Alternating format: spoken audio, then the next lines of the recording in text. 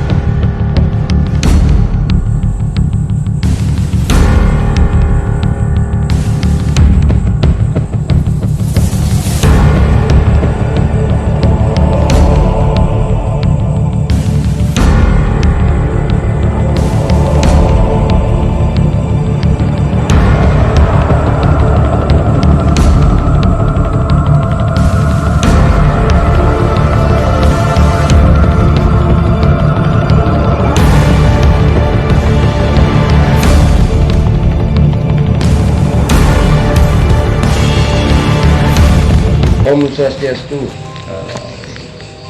Untuk jalan-jalan kita hari ini, saya kembali ke Rumah Sakit Gel-Gel, rumah sakit yang katanya penuh dengan fenomena mistis. Ini adalah kali kedua saya ke sini. Pertama kali dulu pernah juga di sini, tapi saya tidak menjelaskannya secara detail mengenai Rumah Sakit Gel-Gel ini. Nah, untuk lokasi Rumah Sakit Gel-Gel ini adalah di Tabanan, di Jalan Logak, di sebelah baratnya lapangan Tebes atau SMA 2 yang ada di sana, SMA Negeri 2 Tabanan. Dan untuk kenapa rumah sakit ini tampak terbengkalai seperti ini ada sejarahnya. Katanya menurut sumber bahwa rumah sakit ini dulu adalah milik dari dokter Gel-Gel. Nama rumah sakit ini sendiri juga Rumah Sakit Gel-Gel. Kemudian dokter, lebih tepatnya namanya Dokter Imade Gel-Gel. Dan ketika beliau meninggal, kemudian tidak ada pewaris. Dulu di sini adalah rumah sakit swasta umum dengan kamar 38. Dan beliau meninggal, tidak ada pewaris, anaknya pun meninggal duluan, istrinya meninggal duluan. Rumah sakit ini sampai hari ini terbengkalai seperti ini.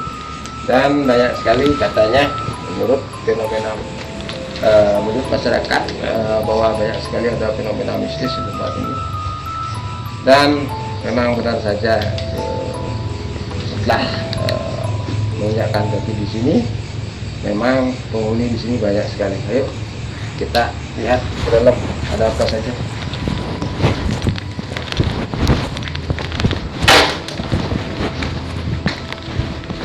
Dan di sini tampaknya ruangan terbengkalai ya. Mungkin ini dulu kamar untuk khusus karena menurut info di sini ada 38 kamar. 38 kamar.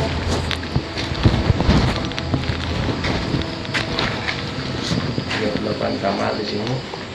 Dan apa yang kita lihat di sini, dan kenapa rumah sakit ini terbilang angker, banyak penghuninya, jelas saja karena rumah sakit ini sudah lama tidak ditinggali manusia, sudah lama tidak dikelola lagi oleh rumah sakit yang punya di sini. Kalau secara spiritual 40 hari atau 6 bulan tidak ditempati manusia, maka akan kembali mengalam, kembali dialih oleh alam. Makanya banyak sekali makhluk-makhluk di sini yang masuk ke rumah sakit ini, menggunakan rumah sakit ini sebagai media. Dan yang pertama, kalau masuk ke sini pasti ada seorang nenek tua dan juga anak-anak lapo kelalih main, ada anak tua sama juga ada anak kecil seumuran 2 tahun 3 tahun sekian ya, setengah. Dan juga ada penunggun karangan di sini yang besar. Dan kenapa mereka seolah-olah menyambut kita dengan sangat antusias, karena mereka kelaparan. tidak pernah diurus, tidak pernah ada yang mengurus. Dan ini ruangan VIP. Ruangan VIP, kalau nggak salah ada 3 ruangan.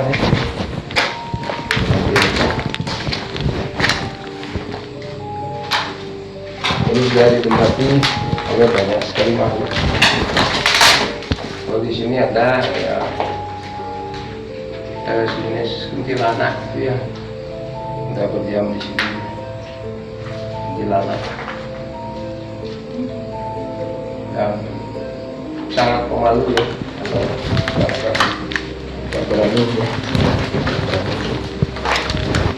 Sebenarnya kita di sini cuma mengganggu mereka. Mereka sebenarnya nggak ada urusannya dengan manusia. Mereka hanya ingin tinggal di sini saja. Jadi ini ruangan VIP, tempat spesial, tempat yang mahal ya waktu di tempat pasien. Yuk kita lihat mana yang lain.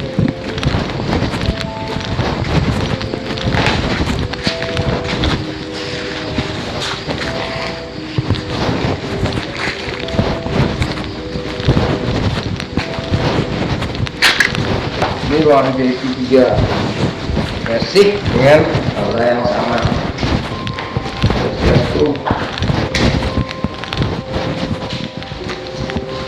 Masih sama, ada monyet, ada kuntilanak, masih sama. Nah memang tempat seperti foto-foto seperti ini yang lemah jadi sarang dari makhluk-makhluk yang memiliki energi yang negatif, jin.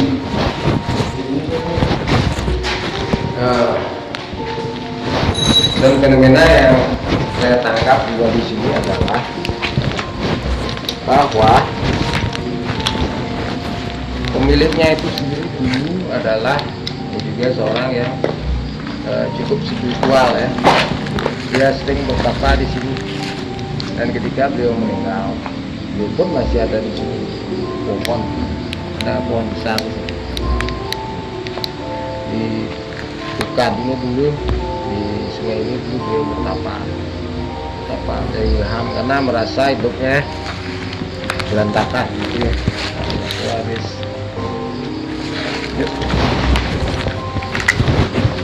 ini orang apa ini?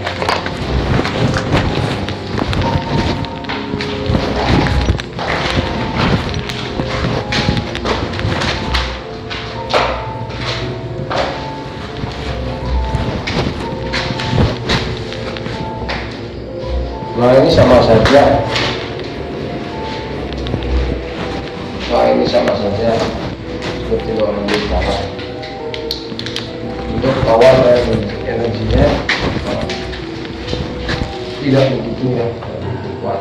Identik dengan persatuan antara penghuni sungai dan makhluk yang menempati tempat ini. Dan juga ada orang Jawa yang meninggal di sini, masih tinggal di sini.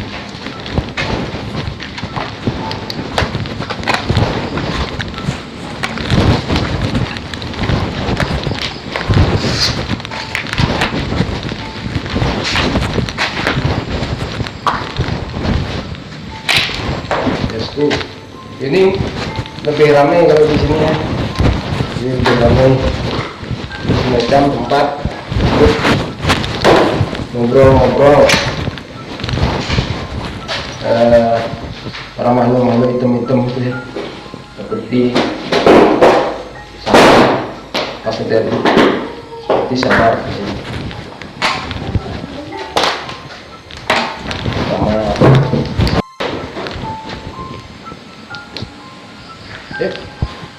Ini enggak, auranya enggak begitu kacau, biasa aja.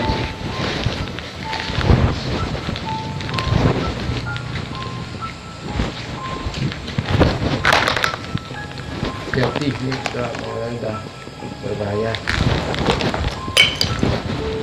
Di sini.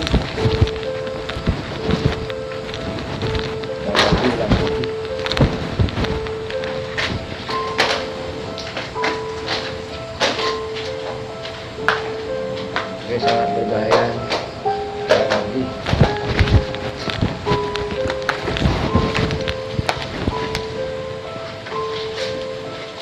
operasi berbahaya nih.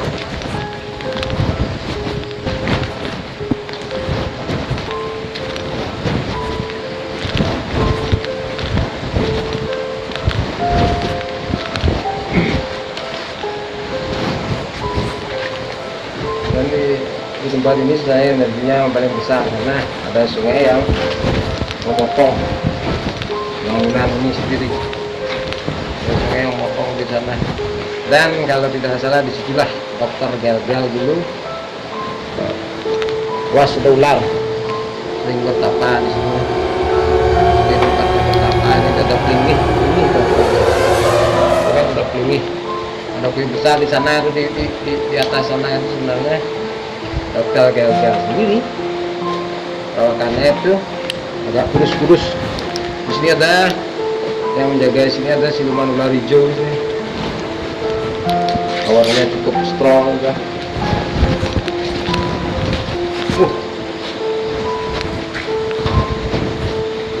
Di sini pusat. Wah, hati-hati itu ular tenan.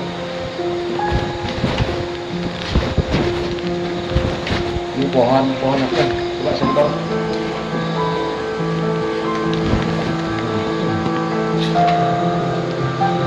Ini pohon.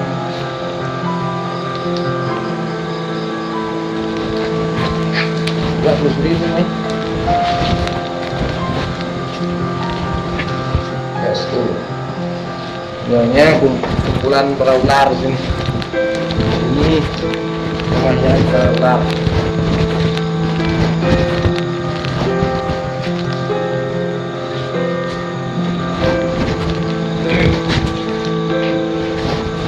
Saya sudah lihat tadinya di sini ya. Jadi kalau awang di sini kepikiran kosong bisa kesurupan di sini.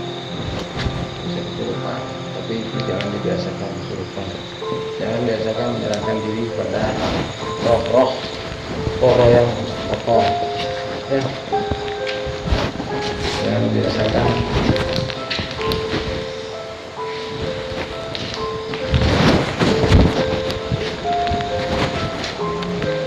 Mas, udah bikin ting.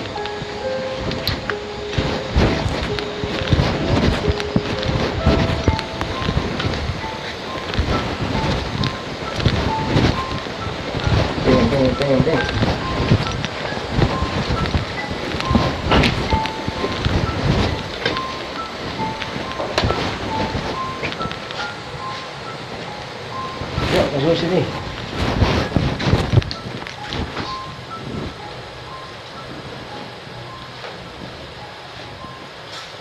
Ini ruang apa tadi? Tempat yang sangat kotor. Ini udah lambang negara Indonesia Raya.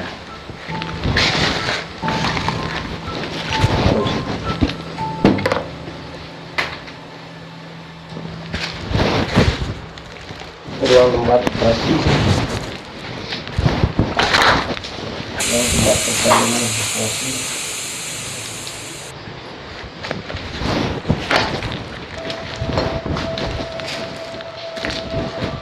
Ketika saya sini, sebenarnya penghuninya itu kebanyakan menyingkir deh.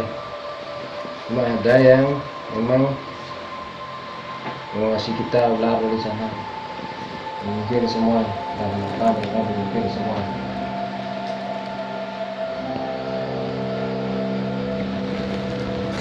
Kalau datang ke tempat seperti ini, jangan biasakan menyerahkan diri kepada roh lain, roh yang kotor, kemudian dimasukkan dalam diri tidak benar. Lama-lama Anda akan jadi setengah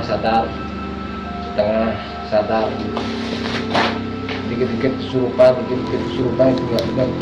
Jangan biasakan menyerahkan diri kepada roh lain, pengaruh lain yang tidak benar.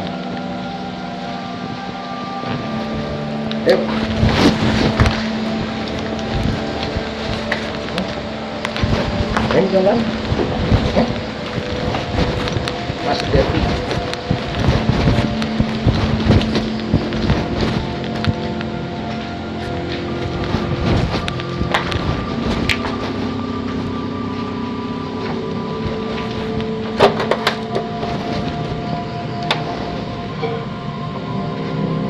Bangunannya sudah rapuh. Nggak berani ke sana. Sebenarnya penghuninya di sini nggak begitu kuat ya, nggak begitu strong. Cuma penghuni di sini sebenarnya mereka yang kelaparan karena tidak diberikan. Kalau penghuni di sini entah apa perjanjiannya yang punya perjanjian sendiri pada penghuni di kali ini nggak begitu kuat sebenarnya. Ternyata malu sebenarnya yang datang ke sini. Malu yang panas dari sana, dari ruang sana itu datang ke sini. Itu baru malu yang negatif. Pas dulu kepennya.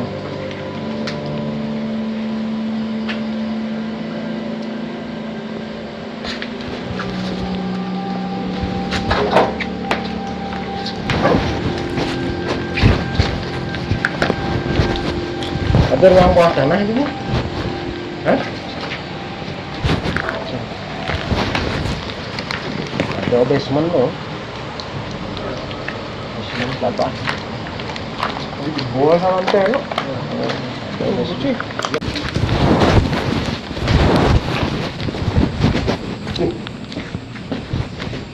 Berat nih medan.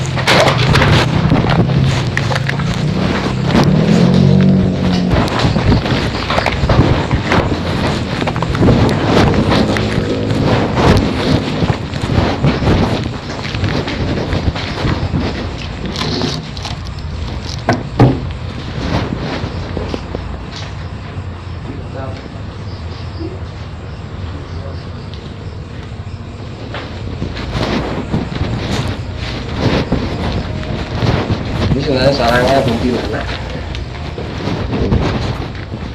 Yuk.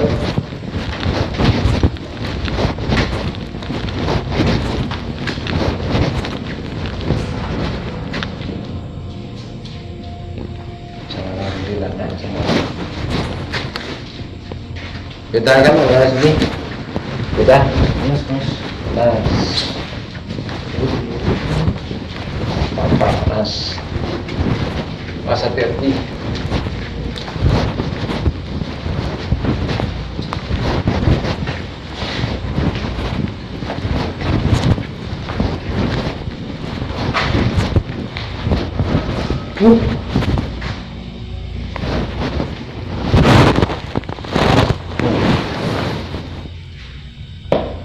Operasi. Ini cirinya kalau malunya banyak ya, kita kelawaknya. Kita berencana ngopi sebenarnya sini. Berhubung tempatnya nggak cocok. Apa nih? Dimakannya tengkorak apa tuh? Makan. Tikus segede ini. Ini tikus apa nih? Kucing nih. Tengkorak kucing.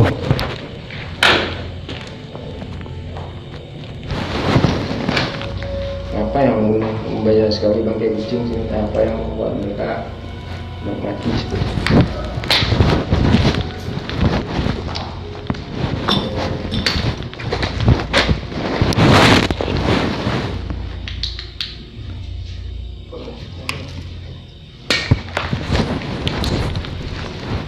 Jadi rumah sakit ini sebenarnya nggak begitu strong, nggak begitu kuat dari sisi penyerangan. Mereka nggak menyerang karena kita yang udah izin sama yang punya di sini, penyelenggara yang kelaparan. di sini mereka cuma lihat-liatin saja. Banyak yang namanya kuntilanak atau bolong yang di sini. Ini semacam tempat kesayuran mereka, tempat mereka untuk seperti manusia mereka ngobrol di sini. Dan mereka adalah orang yang negatif, orang yang tingkatannya di bawah ini nggak usah dipedulikan.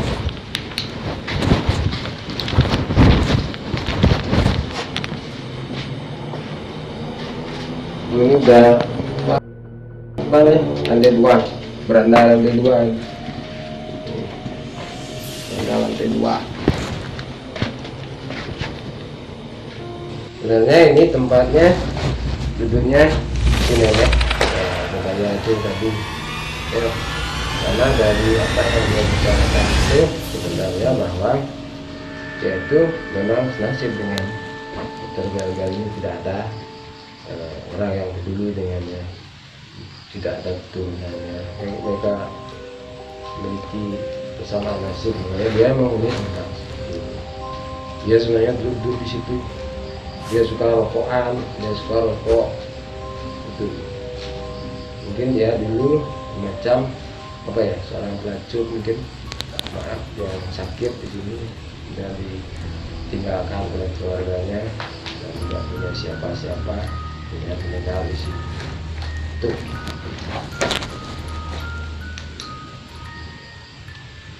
Oh, kesurupan kawan. Ya sih. Wah, nenek itu mau diamnya di sini. Bawa rokok ini. Itu sebenarnya si nenek di sini. Apa leh main? Gitu dia ngomongnya. Ya anak saya ngajak. Bisa kalau saya ngajak itu. Sengelahnya. Itu dia ngomong.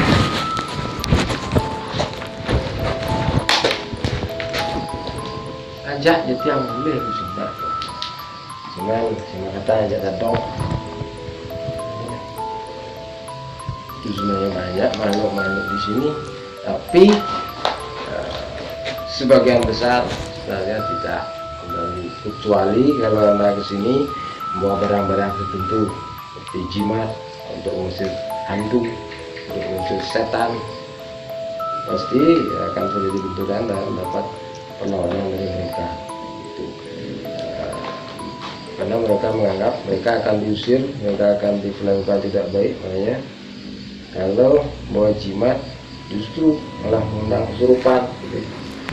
Dan satu hal dari sekian video yang pernah saya tonton di YouTube, bahwa selalu menonjolkan apa itu kesurupan, perawahan di tempat-tempat seperti ini. Maka ada juru dasaran yang kesurupan di tempat seperti ini. Sebenarnya itu di luar pakemnya dasaran sebenarnya.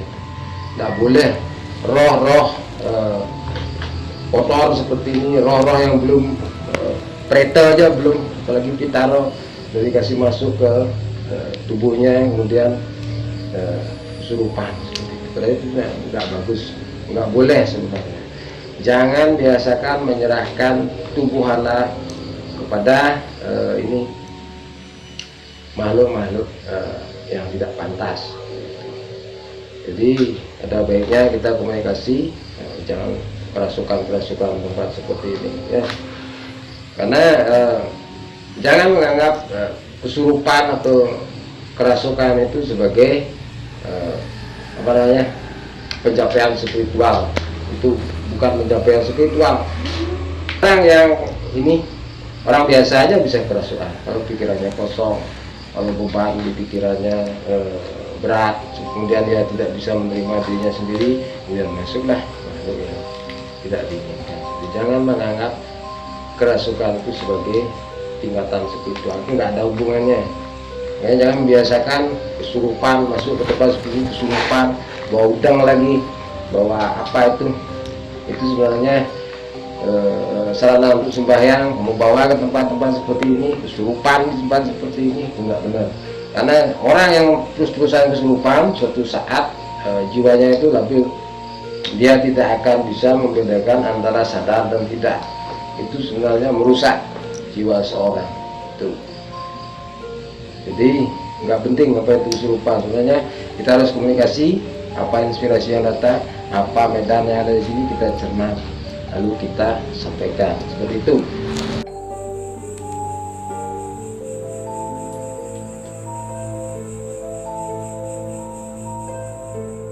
Jadi selama kita jalan-jalan di sini, jadi apa saja yang saya lihat, ini beberapa akan saya gambar juga ya, yang mirip sedikit. Perempuan ini sebenarnya menghuni di sini di belakang. Mereka dia tuh ngomongnya jangan gitu dia. Jadi matanya itu sayu ya, seolah-olah dia tuh sedih, banyak beban. Sebenarnya ini bajunya kebaya, ada mungkin motifnya pakai kaman Bali ya. Wah, yang kedua itu anak kecil tapi matanya sangar gitu dia, anak kecil matanya sangar seperti ini, ada di situ. Yang ketiga ini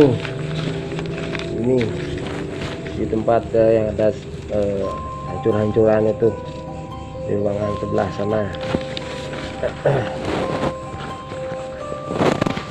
Kemudian ini yang paling berkuasa sebenarnya, yang ini yang paling berkuasa ya, kelaparan dia minta makan ini. Si kupingnya besar. Kemudian yang di lantai atas, lantai 2 sana kebanyakan seperti ini dia. Kuntilanak juga ya, mungkin. Dan setelah itu sebenarnya dokternya yang saya lihat secara visual itu orangnya kurus-kurus seperti ini.